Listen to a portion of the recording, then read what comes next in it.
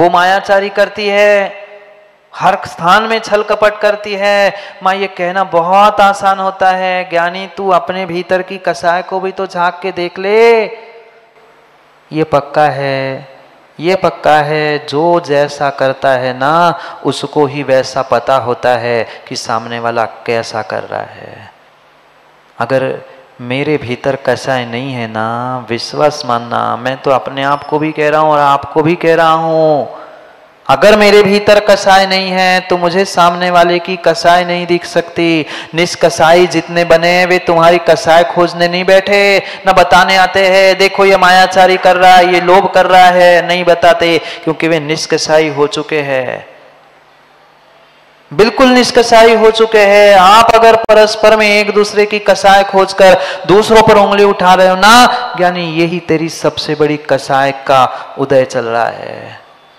और मात्र उदय नहीं, पुनः आने वाले समय के लिए कसायोदया तीव्र परिणामात् चारित्र मोहस्य, चारित्र मोहनी का बंध व्यक्ति कर बैठता है।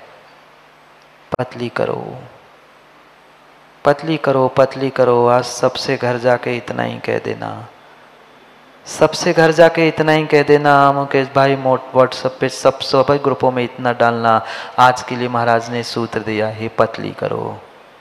वे पूछने तो आए क्या पतली करना है, फिर हम पतली करा दे सबकी। हाँ, जिनको जो अच्छा लगता है वो कहेगा महाराज ने कही कि भैया घर की कोई भोजन की सामग्री पतली करो, कोई कमर पतली करेगा, कोई कुछ पतली करेगा, सुनील सर कहेंगे कि गला पर आवाज पतली करो।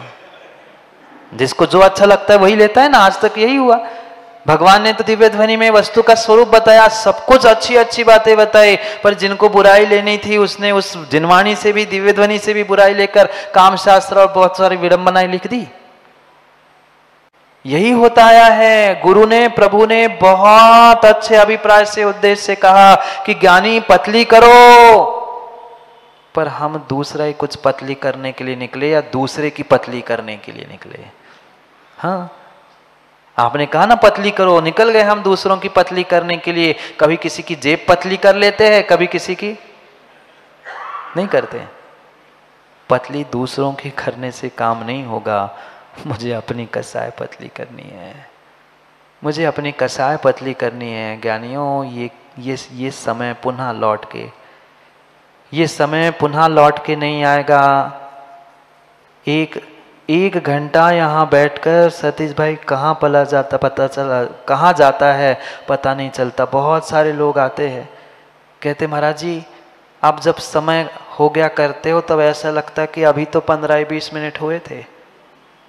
माँ क्यों अच्छा लगता है, क्यों अच्छा लगता है? मैं कह रहा हूं इसलिए अच्छा नहीं लग रहा है, पक्का मानो। मैं कह रहा हूं इसलिए अच्छा नहीं लग रहा है। आपके अंदर से वह आवाज वैसी निकलती है। और 1 घंटा बैठकर यहाँ कसायों का जो उपशम किया है, कसाय जो पतली हो रही ना गगन भाई, उस कसाय की पतली होने का आनंद है, कसाय की पतली होने का आनंद है। मैं कुछ करता ही नहीं हूं, कर भी नहीं पाऊंगा। अगर करना होता तो 100-200 को दीक्षा दे देता, पर पक्का मानो मैं किसी का करता नहीं हूं, मैं कुछ नहीं कर पाता। मात्र मेरे निमित्त से यहाँ बैठे बैठे 24 घंटे में 1 घंटा भी अगर तुमने कसाय पतली करने का श्रद्धा से सुनते हुए प्रयास किया है तो विश्वास मानना आपका ये 1 घंटा तुम्हारे 23 घंटे पर भारी हो सकता है, कर्मों की निर्जरा की अपेक्षा से। फिर तो जिंदगी भर ज्ञानियों कर्म बंध लगा ही हुआ है। पूरी जिंदगी आज तक उसी में विषय कसार पापों में उलझती रही है। अब जो मिला हुआ मौका है ज्ञानियों, पुनः नहीं मिलेगा, पुनः नहीं मिलेगा, पुनः नहीं मिलेगा। ये पता नहीं कौन से आपका पुण्य का उदय, पता नहीं कौन से आपके नागपुर वालों का पुण्य का उदय 2025 में उदय में आया है कि आपको मुनि संघ का चातुर्मास करने का ये सौभाग्य प्राप्त हुआ है। दुकान, व्यापार, धन दौलत ज्ञानियों जिंदगी भर लिखी है, जिंदगी भर रखी है, जिंदगी भर वही वही वही वही करना है। मैं कितना भी कहूं, मेरे जाने के बाद पुनः वो 12 साल की स्थिति होनी है। नहीं समझे? 12 साल बाद भले ही निकाल लो पाइप से, पर नहीं, मैं तो बता रहा था, अब समझ गए तो ठीक ही है। कम से कम निमित्त मिलने पर ही अपने आप को संभाले, कम से कम निमित्त मिलने पर ही हम अपने आप को संभाले। निमित्त निकल जाने के बाद तो कुछ बचेगा ही नहीं, पर अभी तो कुछ करे। क्योंकि अगर अंतरंग का पुरुषार्थ मंद कषाय का नहीं है, कषाय को पतली करने का नहीं है, माँ बाहर की कोई साधना, कोई ज्ञान काम का है ही नहीं है। क्यों नहीं काम बन रहा है? ज्ञानी विचार करो ना। एक बार गंधोदक लिया, एक बार गंधोदक लिया, 701 का कुष्ठ ठीक हो गया। एक बार भक्तामर पड़ा, ताले टूट गए। एक बार जंगल में निर्ग्रंथ को पड़घान करके आहार दिया, सीधा मोक्ष का टिकट कट गया। हमारा, हम तो लोज लगे हैं बास्केटबॉल जैसे, महाराज के हाथ में डाले और भाग जाए। हाँ, स्पर्धा चलती है, पहले मैं दूंगा, भले ही वो बॉल बास्केट में गिरे ना गिरे, नीचे गिरा, हमें तो डालना है। मैं आने के लिए निषेध नहीं कर रहा हूं, पर विवेक, श्रद्धा, मर्यादा, सबका ध्यान रखो ना। सबको ही पहला है, सबको ही पहला आना है। मैं कोई क्रिया छोड़ने की बिल्कुल नहीं कह रहा हूँ। क्रियाओं में थोड़ी सी सावधानी रखो, थोड़ी सी सावधानी। वह विवेक कसाय को उपशम करने का प्रयास करो। समस्या ये होती है, जिनका चौका है वो सोचता है हमारा चौका है, और जो बाहर से आता है वो सोचता है हम तो एक ही देना। अब दोनों की टकराई, कसाय, बिगड़ गया काम। मात्र मां मन शुद्धि कहने से काम नहीं होता ना, वास्तव में शुद्धि चाहिए।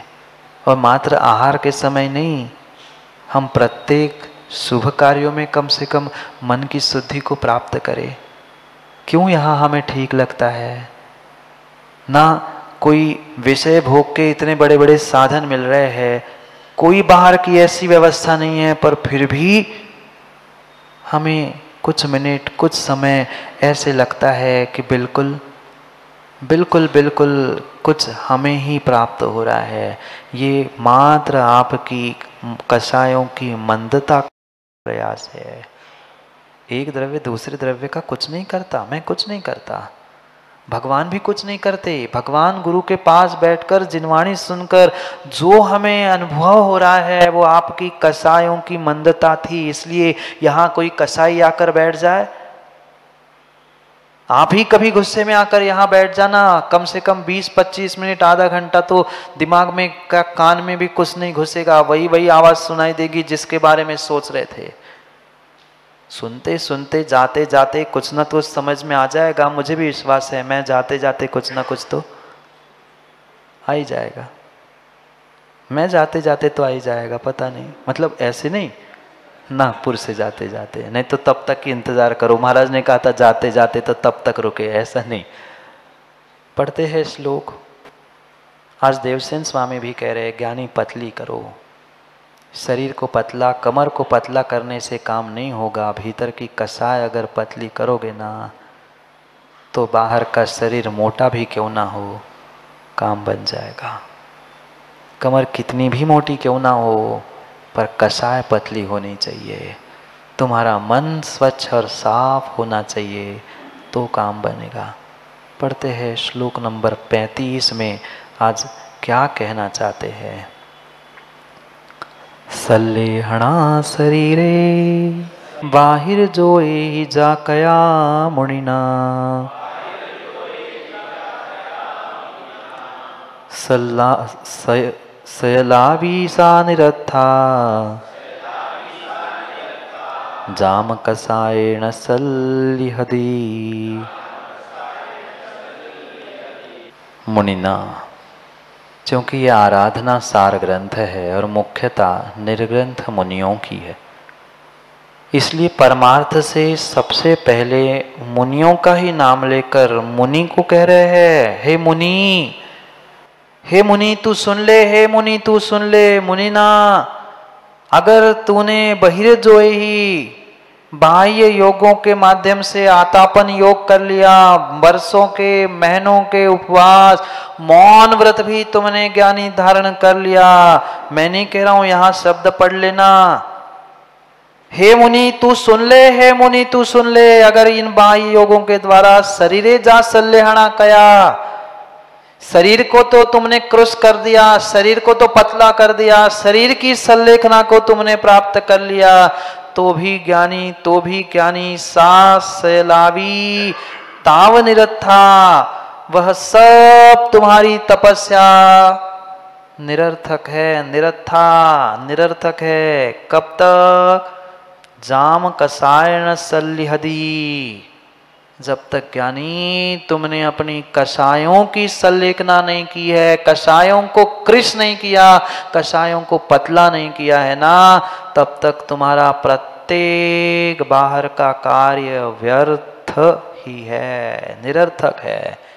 लिखा है क्या? एक अक्षर भी बाहर का नहीं है। जो लिखा है वही आप तक पहुंचाने का प्रयास कर रहा हूं। मात्र अंतर इतना है, माँ यहाँ परमार्थ और बहुत ऊंची बात कही है, मैं वहां तक आपको आपकी भाषा से, आपके तरीकों से पहुंचाने का प्रयास कर रहा हूं। वही तो लिखा, पतली करो ज्ञानी। किसी ने शरीर को पतला किया, किसी ने कमर को, किसी ने कड़ी को, किसी ने खीर को, किसी ने गले को, किसी ने कपड़ों को और किसी ने जेब को। इनको पतला नहीं, भीतर की कसाय को पतली करना था। भीतर की कसाय अगर पतली नहीं है, उसकी सल्लेखना नहीं है, उसको कृश नहीं किया है, तो शरीर कितना ही कृश क्यों ना हो, वह तुम्हारी आराधना, तुम्हारी सल्लेखना संभव नहीं है। क्योंकि आगम में आचार्य भगवंतों ने दो प्रकार की सल्लेखना कही। सल्लेखना एक ही है, समाधि मरण एक ही है, पर उस सल्लेखना को प्राप्त करते हुए क्रम बताया है कि पहले कसाय कृश, फिर शरीर कृश। अगर तुम्हारी कसाय ही पतली नहीं हुई है, तो शरीर कमजोर होने पर तुम्हारी कसाय और भड़केगी।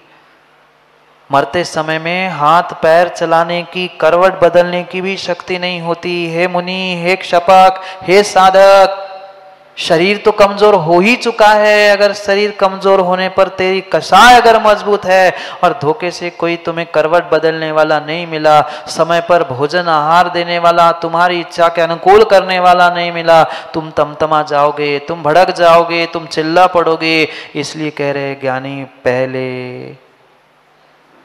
पहले पतली करो दिनेश, पहले पतली करो, पहले पतली करो। अंतरंगी कसाय अगर पतली नहीं हुई है, तो तुम्हारी जिंदगी का सब पतला करना व्यर्थ है, व्यर्थ है। ये सीढ़ी बता रहे हैं देवसेन स्वामी। मंद कसाई होना ही तुम्हारे लिए मोह से कम करने के लिए, और मोह कम करना ही परिग्रह से दूर करने के लिए, परिग्रह से दूर होना ही सब तुम्हारे उस सन्यास के लिए, सन्यासी आराधना के लिए, और आराधना ही तुम्हारे मुक्ति के लिए कारण बनने वाला है। ये कारण के कारण के कारण के कारण के कारण की चर्चा चल रही है। ये कारण तो मेरे हाथ में है। सन्यास आज नहीं ले पा रहे हैं, 100% हम आराधनाओं को भी नहीं कर पा रहे हैं, पर क्या हम कसायों को कम भी नहीं कर पाएंगे? ज्ञानियों, इतना निर्णय, कम से कम इतना निर्णय करो, इतना निर्णय करके यहाँ से उठो कि देव शास्त्र गुरु के समीप कम से कम हम क्रोध, मान, माया, लोभ, इन कसायों को प्राप्त नहीं होंगे। टूटेगा एक आध बार नियम। माँ, ये सोचकर नियम लेने से मत डरना कि नियम ले लेंगे टूट जाएगा। तो अरे टूटेगा तभी तो पक्का होगा, गिरेगा बेटा तभी तो गाड़ी साइकिल चलाना सीखेगा। वो ये सोचेगा कि मैं तो चला नहीं पाऊंगा, गिर जाऊंगा, टूट जाएगा, तो वो कभी साइकिल चलाना नहीं सीखता। पक्के तभी तुम हो पाओगे जब 2-4 बार धोखे खाओगे, गिरोगे, टूटोगे। तभी तो जुड़ पाओगे। पर आज की माँ कहती बेटा नहीं, नियम टूट जाएगा, लेना मत, ना हम ले रहे ना तुम लो, दोनों मिलके नरकों में फिर। सोचो, विचार करो, कुछ नहीं करो, इतना सा संकल्प करके जाना कि देव, शास्त्र और गुरु के समीप उनके निमित्त के लिए हम कसाय नहीं करेंगे। अनुराग भक्ति की बात नहीं कर रहा हूँ, वो तो अपना विषय, वो तो करना है, पर अनुराग अनु ही राग हो, राग द्वेष में परिणत ना हो, तो ही वो भक्ति है। नहीं तो वह तीव्र कसाई कभी कभी कुछ नहीं कर सकता। आप अपने आप से पूछो ना, माँ अपने आप से पूछो ना, जब किसी भी व्यक्ति, वस्तु या किसी भी कारण से थोड़ी सी भी कसाय तीव्र होती है, सामने बैठे भगवान, अपने आप से पूछो। हमें भगवान मंदिर भी नहीं दिखता, मंदिर के सामने भी निकलते हैं ना, और दिमाग खराब हो तो मंदिर भी नहीं दिखता। मंदिर क्या, सामने खड़ी ट्रक नहीं दिखती, ठुक जाता है आदमी, दिमाग कहीं और होता है तो। फिर हम सोचे, विचार करें कि जीवन में मुझे करना क्या है। कुछ नहीं करो। माँ छोटा सा मैसेज दे दोगे सबको, 7-8G सुपर फास्ट, इतना बस कह दो, इतना बस कह दो, ज्ञानी पतली करो, ज्ञानी पतली करो। पर माँ दूसरे को उंगली करते हुए अपनी तो मोटी और दूसरे की पतली नहीं। हाँ, नहीं तो आदत होती है, ए तुझे कहा है पतली करो, मैं तो नहीं, पहले मैं करूं और फिर दूसरों से कहूं, दूसरों से कहूं साथ में मैं भी करूं, तो पतली करने का अर्थ, पतली करने कहने का कुछ अर्थ निकलेगा। नहीं तो फिर जो है सो है ही। जाओ, मोटी करने का समय हो गया, जेब भी और घर में आधी बनी हुई सामग्री भी। जाओ, अभी समय है जाने के लिए, अभी समय है जाने के लिए। जो समय मिला है ज्ञानियों, जो मौका मिला है, पुनः यह अवसर मिलने वाला नहीं है। चाहे बाहुबली नगर हो, चाहे अम्बा नगर हो, दूरियां शरीर के मायने नहीं रखती, दूरियां शरीर के मायने नहीं रखती। अगर ले जाना है तो आना भी पड़ता है, और आओगे तो ही ले जा पाओगे समय पर। समय की बात के लिए पुनः समय पे मिलते, क्योंकि समय पे किया गया काम समय को दिलाता है। बोली भगवान महावीर स्वामी की।